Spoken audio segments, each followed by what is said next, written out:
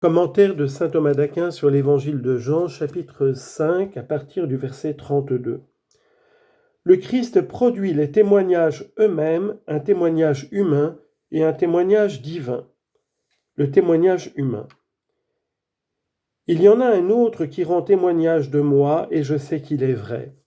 Le témoignage qu'il rend de moi, vous avez envoyé. Le témoignage qu'il rend de moi.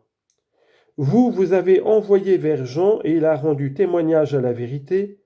Pour moi, ce n'est pas d'un homme que je reçois le témoignage, mais je dis cela pour que vous soyez sauvés. Celui-là était la lampe qui brûle et qui brille, et vous avez voulu exulter un moment à sa lumière. En ce qui concerne le témoignage de Jean, dont il dira plus loin pourquoi il l'invoque, le Christ présente d'abord le témoignage, puis attire l'attention des Juifs sur la valeur de son témoignage. Il y en a un autre qui me rend témoignage.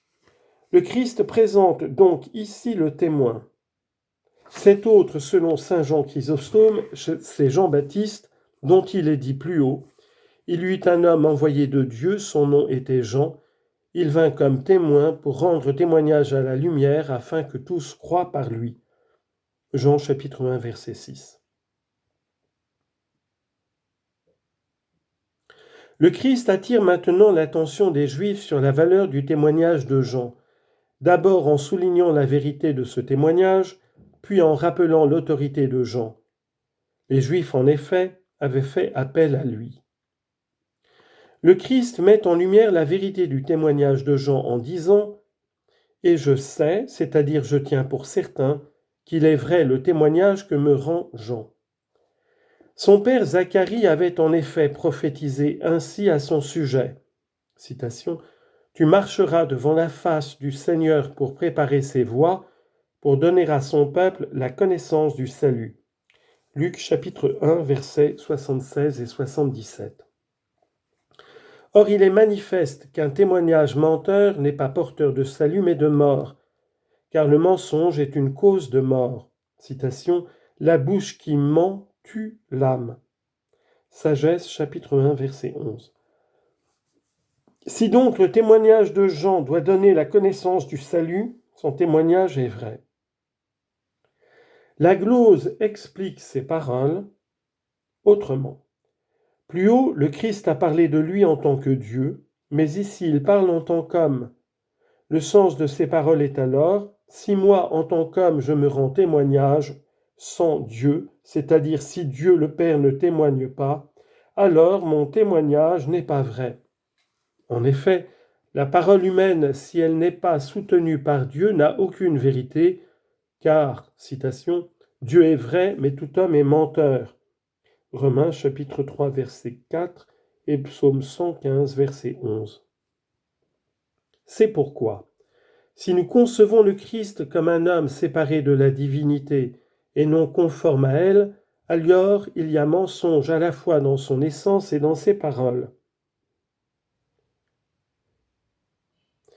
Même si je rends témoignage de moi-même, mon témoignage est vrai, parce que je ne suis pas seul, mais il y a moi et le Père qui m'a envoyé. Jean chapitre 8, verset 16 et chapitre 16, verset 32. Ainsi, parce qu'il n'était pas seul, mais avec le Père, son témoignage est véridique. C'est pourquoi, afin de montrer que son témoignage tient sa vérité non de son humanité comme telle, mais de son humanité en tant qu'elle est conjointe à la divinité et au Verbe de Dieu, il dit « Il y en a un autre qui rend témoignage de moi. » Et cet autre, selon cette interprétation, n'est pas Jean, car si le témoignage que le Christ homme se rend à lui-même n'est ni vrai ni efficace, le témoignage de Jean le sera encore bien moins. Ce n'est donc pas le témoignage de Jean qui atteste la vérité de ce que dit le Christ, mais celui du Père. Il faut donc entendre que cet autre qui rend témoignage au Christ est le Père. Et je sais qu'il est vrai, le témoignage qu'il rend de moi, car il est lui-même la vérité. Dieu est lumière, c'est-à-dire vérité, il n'y a pas en lui de ténèbres. 1 Jean, chapitre 1, verset 5. et il n'y a pas en lui de ténèbres, celle du mensonge. Cependant, la première interprétation, celle de Chrysostome, est plus littérale. Le Christ attire maintenant l'attention des Juifs sur la valeur du témoignage de Jean en rappelant son autorité. Ils avaient fait eux-mêmes appel à lui. Vous, dit-il, vous avez envoyé vers Jean comme pour dire « Moi je sais qu'il est vrai, son témoignage, et vous non plus ne devez pas le rejeter, car c'est à cause de la grande autorité dont il jouissait parmi vous que vous êtes allés chercher auprès de Jean un témoignage sur moi, ce que vous n'auriez pas fait si vous ne l'aviez pas jugé digne de foi. » Citation. De Jérusalem, les Juifs lui envoyèrent des prêtres et des Lévites pour l'interroger. Jean chapitre 1, verset 19. Et Jean a rendu alors témoignage non à lui-même, mais à la vérité, c'est-à-dire à moi. Comme un ami de la vérité, il a rendu témoignage à la vérité qui est le Christ. Citation. Il confessa, il ne nia pas, il confessa, je ne suis pas le Christ. Jean chapitre 1, verset 20.